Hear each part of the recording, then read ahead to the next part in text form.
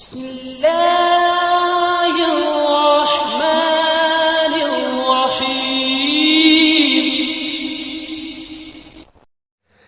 वालेकुम दोस्तों, मैं हूं मोहम्मद अमजद और आप लोग देख रहे हैं मेरा यूट्यूब चैनल।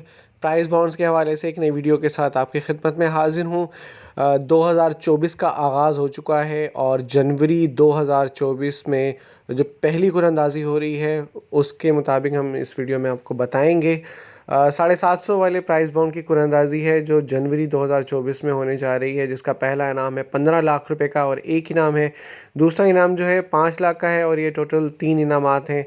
और इसका जो तीसरा इनाम है वो 9300 रुपये का है और ये टोटल 1696 इनामात हैं। याद रहे, जो भी इनामी रकम होती है उस पर फाइलर को 15% और नॉन फाइलर को 30% टैक्स भी पे करना होता है।